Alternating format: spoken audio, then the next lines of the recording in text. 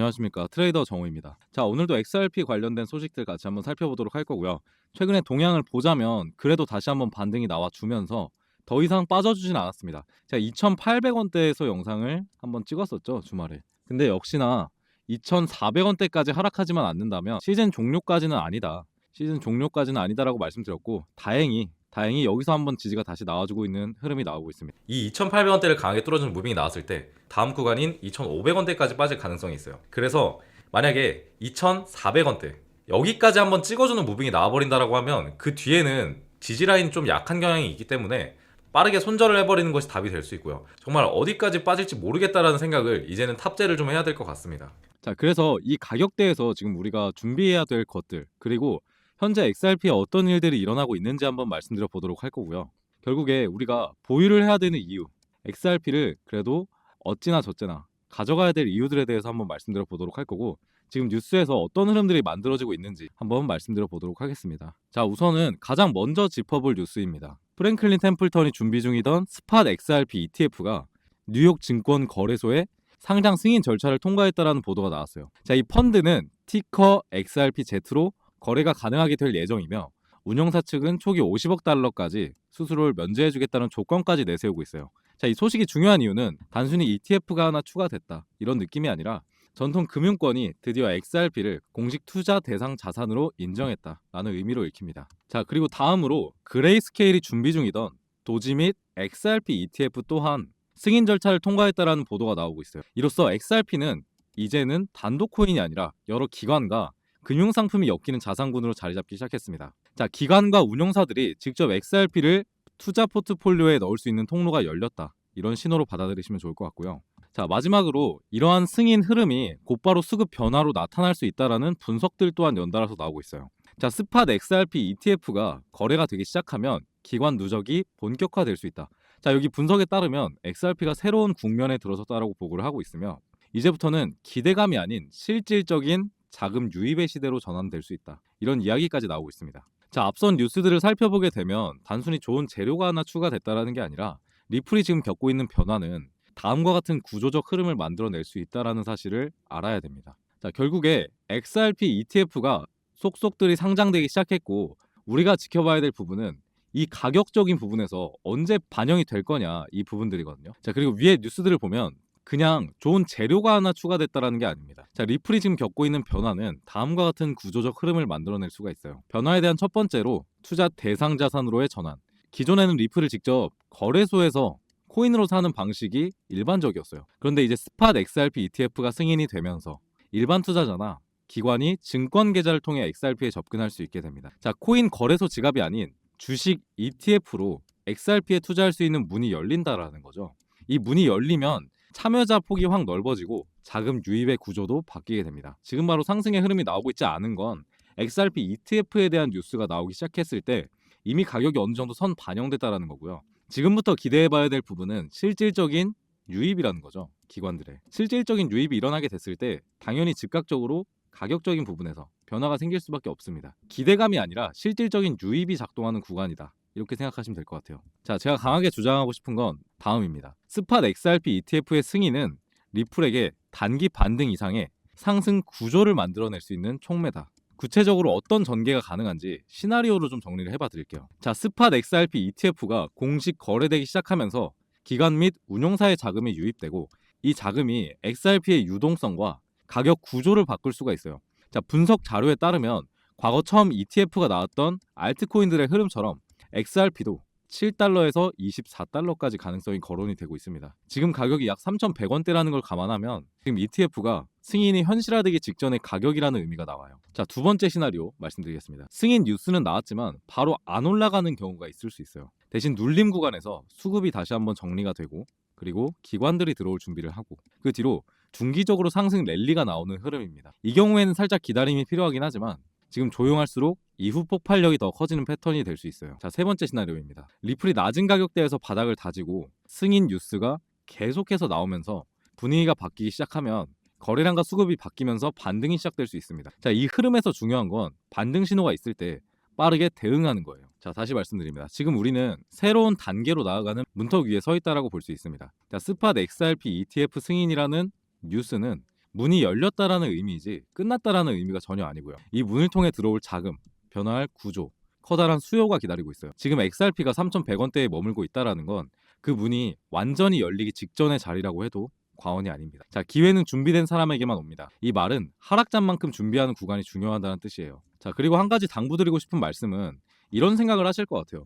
ETF 승인 뉴스들이 나오고 있는데 왜 가격적인 부분에서 변화가 없냐 말씀드리면, 이거는 비트코인 ETF 출시 초기 단계를 봐야 돼요. 자, ETF의 승인이라는 것 자체가 어떤 의미로 받아들이면 좋을까요? 여러분들은 호재의 개념으로 받아들이고 있는 겁니다. 그래서 이렇게 기대감이 만들어지기 시작했을 때 이런 상승을 기대하고 계신 거죠. 하지만 이 ETF라는 부분은 사실 구조의 변화에 더 의미가 있습니다. 구조의 변화. 자, 구조가 바뀌죠. 이제 XRP를 사기 위해서는 거래소를 설치를 해서 각종 인증 절차를 마치고 그리고 입출금 등록도 해야 되고 했었다라고 하면 이제는 증권 계좌를 통해서 매매를 할 수가 있다라는 거잖아요. 그리고 ETF 승인 자산이라는 기관들의 인식 변화 또한 있을 겁니다. 그러면 증권사 거래로 XRP가 거래가 가능해지고 기관들이 ETF 자금이라는 인식 변화가 생겼다라고 해서 한 번에 기대감이 생기면서 바뀌진 않아요. 근데 다만 자산이 계속해서 들어오면서 가격대가 점차 상승하는 흐름이 만들어진다라는 거죠. 비트코인 ETF 시기도 똑같았습니다.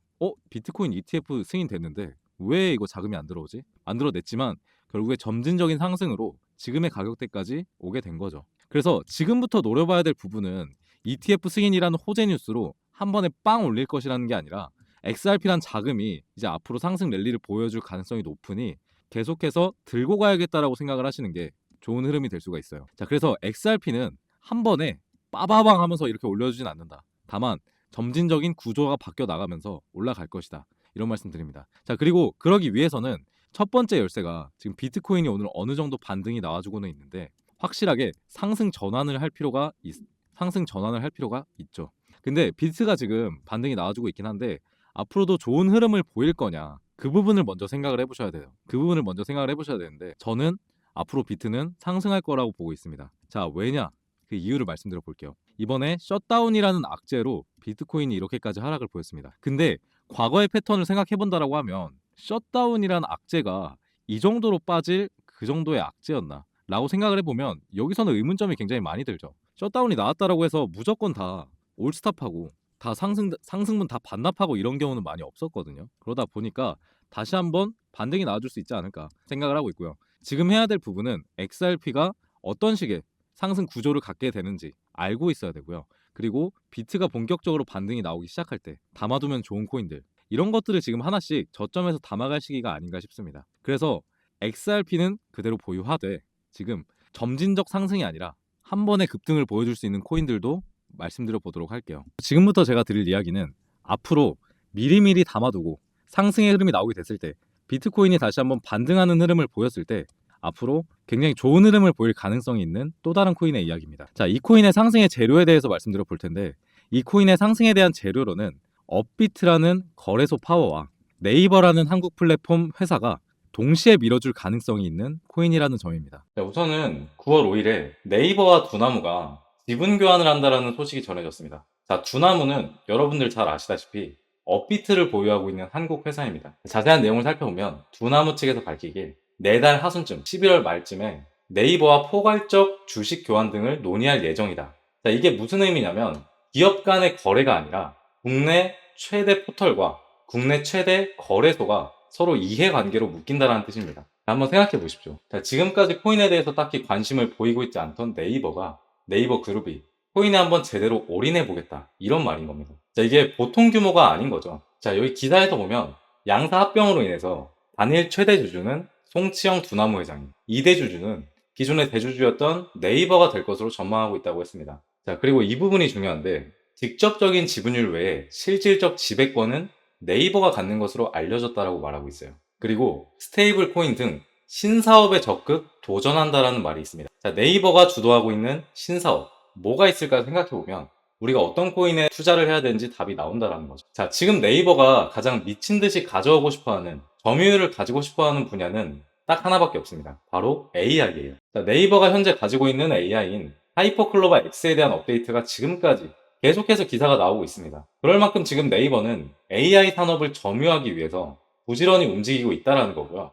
정리를 해보자면 네이버는 국내 최대 암호화폐 기업과 지분 교환을 통한 지배권을 얻어왔고 국내 AI 시장의 파일을 가져오기 위해서 부단하게 노력하고 있다는 거죠. 자, 여기서 눈치 빠르신 분들은 눈치채셨겠지만 업비트 거래소 내에 네이버와 관련된 혹은 네이버가 지분을 가지고 있는 AI 계열 코인을 찾아낼 수만 있다면, 더 나아가서 네이버가 앞으로 업비트를 통해서 밀어줄 코인을 찾아낼 수만 있다면 본격적인 지분 교환이 시작되는 11월에 미친 듯이 폭등 모멘텀을 가지고 올 수 있다라는 거겠죠. 자, 그런데 제가 얼마 전부터 심상치 않은 움직임을 보이고 있는 코인을 하나 발굴을 했습니다. 자, AI 코인이고요. AI 코인 중에 네이버가 실질적으로 지분을 가지고 있는 코인이고, 그리고 업비트에 상장해 있는 코인입니다. 자, 업비트에 상장해 있고 네이버가 실질적으로 지분을 가지고 있는 코인이고, 아직 시세가 한 번도 나오지 않은 코인은 현재 이 코인이 유일무이합니다. 자, 차트상으로도 기사가 나오기 시작한 9월 5일부터 갑자기 거래량들이 나오고 있는 흐름이 보이고 있어요. 자, 최근에는 그리고 갑자기 역대급 거래량이 2번이나 들어왔고요. 계속 저점에서 모아가려는 움직임을 보이고 있습니다. 자, 뭔가 이상하죠? 한동안은 거래량이 그렇게 많이 들어오고 있는 코인이 아니었는데 기사가 나오기 시작한 날부터 갑자기 매집이 들어오고 있고, 그리고 여기 보시면 이상하리만큼 개미털기가 좀 빨리 진행이 됐습니다. 자, 이 부분을 주목해서 보시면 좋을 것 같은데, 역대급 거래량이 들어온 뒤에 다시 한번 빼버리고, 그리고 다시 올리고 빼버리고, 그리고 다시 한번 밑으로 굉장히 많이 뺀 이후에 그 전의 거래량을 넘어서는 거래량이 등장을 했어요. 개미털기랑 매집이 굉장히 빠르게 이어졌다라는 겁니다. 자, 이때가 9월이에요. 근데 한 달 만에 코인이 이 정도의 거래량이 들어왔는데 커다란 시세를 만들고 있지 않다라는 것 자체가 말이 안 되는 거고, 이렇게 빨리 나온다라는 것 자체가 우리한텐 시간이 없다, 지지부진하게 횡보시켜서 개미들을 떨굴 생각이 없다, 우리는 좀 급하다. 자, 그리고 역시나 전반적인 흐름에서 한 번도 시세가 나온 적이 없는 코인이고 계속해서 매집만 하는 흐름을 보여주고 있습니다. 자, 그만큼 시세가 나오게 되었을 때 정말 앞으로 상상도 할 수 없을 만큼 시세가 나올 것으로 판단을 하고 있고요. 사실 호재 없이 차트만 본다고 하더라도 계속 매집이 이어지고 있고, 최근에 등장한 역대급 거래량, 그리고 계속해서 진행된 개미털기만 본다고 하더라도 개인적으로 매수를 해봤을 코인이라서 기대를 굉장히 많이 하고 있는 코인이고요. 차트만 봤을 때도 좀 괜찮은 코인이다, 이렇게 보고 있습니다. 자, 다시 한번 말씀드립니다. 국내 최대 플랫폼 기업인 네이버, 그리고 국내 최대 코인 거래처인 업비트가 손을 잡았고 시너지를 낼 수 있는 코인들이 분명히 있을 거라는 거죠. 심지어 네이버는 신사업으로 AI 분야를 깊게 파고 있어요. 지금 업비트에서도 역시나 AI 코인들이 시세를 만들어주고 있는데, 만약에 두 개의 회사가 동시에 밀어주는 AI 코인이 있다, 그 코인은 단순히 시장 트렌드를 넘어서 네이버 생태계와 업비트 거래소의 파워를 동시에 받는 수혜 코인이 되는 겁니다. 제가 지금 보고 있는 이 종목은 바로 이 흐름 속에서 가장 큰 수혜를 받을 가능성이 가장 높다라고 생각되는 코인입니다. 그런데 제가 이걸 영상에서 공개할 수가 없는 이유가, 여기 차트의 흐름처럼 또다시 개미털기의 흐름을 만들어낼 수가 있고, 우리가 11월 말이라고 말씀드렸잖아요. 11월 말. 그렇기 때문에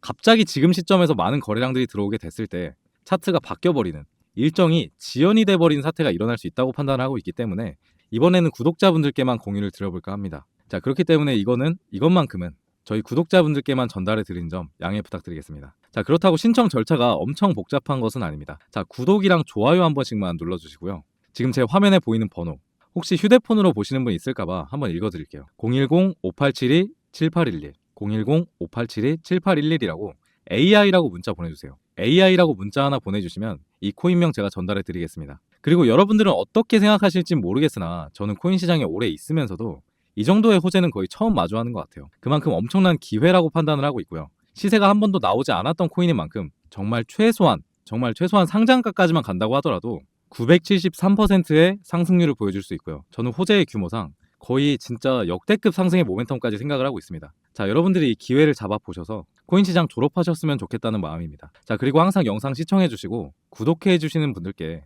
제가 드리는 큰 선물이니까 꼭 받아보시고 수익 내셨다면 저한테 감사하다고 한마디만 해주시면 저는 만족합니다. 자, 본격적으로 급등 상승이 나올 수 있는 구간은 역시나 지분 교환이 이루어지는 11월 말 구간이고요. 이 부분 확실하게 인지를 하셔야 될 것 같고, 오늘 영상은 여기서 마무리해 보도록 하겠습니다. 자, 여러분들이 코인 시장을 졸업하는 그날까지 트레이더 정호였습니다.